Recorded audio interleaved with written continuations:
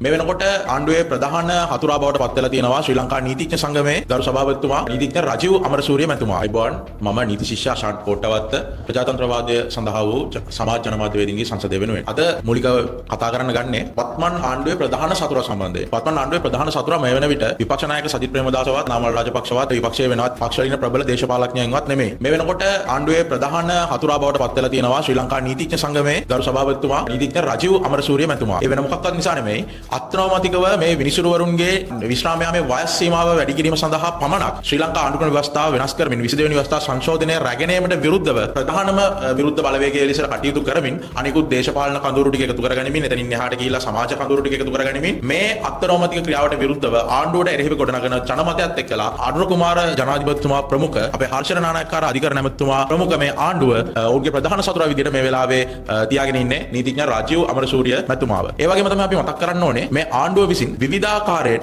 නීතිඥ රජීව් අමරසූරිය මැතිතුමා සමග අපි බලාපොරොත්තු වුණා මේ සම්බන්ධයෙන් පක්ෂ විපක්ෂ තර්ක ටිකක් ගොඩනගයි කියලා. ආණ්ඩුවේ හිතවාදීන් ආණ්ඩුවට පක්ෂ නීතිඥවරුන් ටික අපි හිතුවා පැහැදිලි තර්ක ටිකක් ගොඩනගමින් මෙන්න මේ රටේ මෙන්න මේ කියන විනිසුරුවරුන්ගේ කාල සීමාව දීර්ඝ කිරීමෙන් මෙන්න මේ වගේ අධිකරණ ප්‍රශ්න ටික විසඳලා තියෙනවා. මෙන්න මේ විදිහට තමයි නඩු ටික ඉක්මනින් මේ විසඳලා තියෙන කියන කාරණාව ජනතාවට ඔප්පු කරයි කියලා බලාපොරොත්තු වුණා. නමුත් ඒ ඔක්කොම පැත්තකින් තියලා නීතිඥ රජීව් අමරසූරිය මහතාගේ පෞද්ගලික ජීවිතය අලලා විවිධාකාර අසත්‍ය චෝදනා ටිකක් අසත්‍ය මඩ ප්‍රචාර ටිකක් නිකුත් කරන්න මේ වෙනකොට මේ ඩෝබි ටික එහෙම නැත්නම් ආණ්ඩුවේ මඩ බලකාය ක්‍රියාත්මක වෙමින් පවතිනවා. අපි ඒක දැඩිසේ හෙලා දකිනවා. මොකද අපි බලාපොරොත්තු වුණා ආණ්ඩුව නියෝජනය කරන නීතිඥ මහත්වරු හොඳ කතිකාවතක් ගොඩනගයි කියලා. ඒ වගේම තමයි මතක් කරන්න ඕනේ මේ වෙන විට මල්වතු මහානායක හාමුදුරුවෝ මේ සම්බන්ධයෙන් ජනාධිපතිතුමාට මේ 22 වෙනි ව්‍යවස්ථා සංශෝධනය සිදු කරන්න එපා කියලා ලියුමක් නිකුත් කරා කියලා නීතිඥ සංගමේ සභාපතිතුමා මාධ්‍යට ඇවිල්ලා කිව්වා. අපි අහනවා කෝ අද වෙනකන් දැන් මම හිතන්නේ සතියකට ආසන්න කාලයක් වෙනවා ඒ ලිපිය නිකුත් කළා. කෝ අද වෙනකන් ලිපිය මාධ්‍ය වේද නිකුත් කරේ නැත්තේ ඇයි? කාගේ උමනාවක් මතද?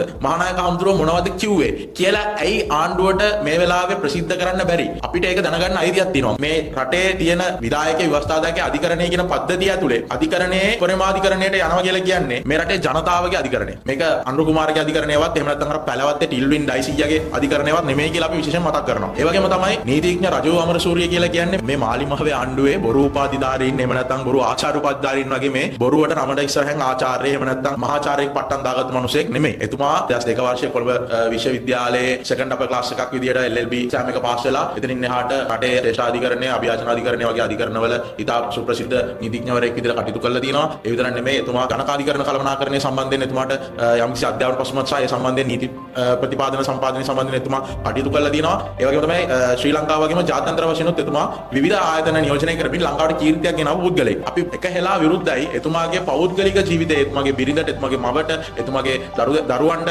මේ කරන චෝදනා ඒ වගේම තමයි මඩ ගැහිලි ටික නවත්තන්න කියලා තමයි අපි කියන්නේ. ඒ වගේම තමයි අපි මතක් කරනවා අපි ගරු කරන කෙනෙක් තමයි අග්‍ර විනිශ්චයකාර ප්‍රීතිපත්මන් සූරසේන මැතිතුමා. අපි එතුමාටත් මතක් කරනවා ඔබතුමා ශ්‍රී ලංකාවේ අගවිනිසුරු මිසක් බලවත්ය අගවිනිසුරු නෙමෙයි කියලා. ඔබතුමාවත් වත්මන් ආණ්ඩුවට වත්මන් ජනාධිපතිවරයාට පැහැදිලි කරලා දෙන නීතියේ ස්වාධීනත්වය කියන්නේ මොකද්ද? අධිකරණයේ ස්වාධීනත්වය කියන්නේ මොකද්ද කියන එක මම හිතනවා පෞද්ගලිකව ඔබතුමා මේ ගැන හැමදේම දන්න නිසා ඔබතුමාවත් මේ ගැන අඩුම තරමේ පැහැදිලි කරයි කියලා නීතිශීෂයෙක් විදිහට මම විශ්වාස කරනවා. අපි අධිකරණ පද්ධතියේ ස්වාධීනත්වය වෙනුවෙන් මේ රටේ ජනතාවගේ ප්‍රජාතන්ත්‍රවාදී අයිතීන් වෙනුවෙන් අදත් හෙටත් අනිවාර්යයෙන්ම කතා කරනවා. ඒ සම්බන්ධයෙන් ගන්න පුළුවන් ක්‍රියාමාර්ග අනිවාර්යයෙන්ම ගන්නවා කියලා මතක් කරමින් මම සමු කරනවා. ස්තුතියි.